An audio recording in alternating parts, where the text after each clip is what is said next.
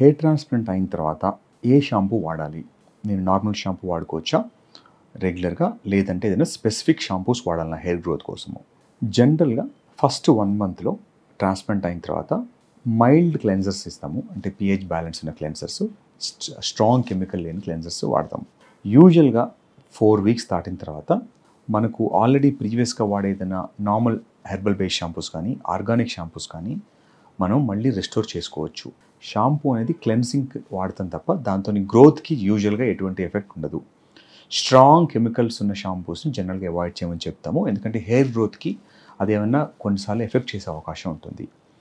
దీంతో పాటు డాక్టర్స్ ఆఫీస్‌లో కీటకనజోల్ బేస్డ్ షాంపూస్ జనరల్‌గా సజెస్ట్ చేస్తాము ట్రాన్స్ప్లాంట్ తర్వాత. ఎందుకంటే ట్రాన్స్ప్లాంట్ చేసిన తర్వాత స్కిన్ కొంచెం ఇరిటబుల్ అయ్యి మనం మినాక్సిల్ దాంతో పాటు కొన్ని సొల్యూషన్స్ అది ఇస్తాం కాబట్టి స్కేలీ అయ్యే అవకాశం ఉంటుంది.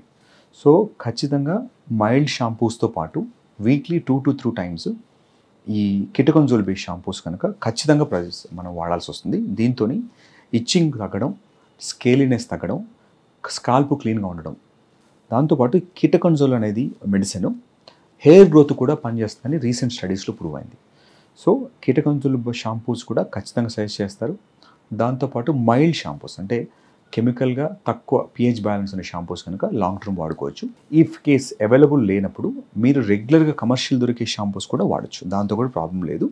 బట్ మేక్ ష్యూర్ అది డైల్యూట్ చేసి స్ట్రాంగ్ కెమికల్ లేని షాంపూస్ వాడటానికి ప్రిఫర్ చేయండి. అదే తప్ప స్పెసిఫిక్‌గా హెయిర్ గ్రోత్ కంటూ ఎలాంటి షాంపూస్ ఉండవు.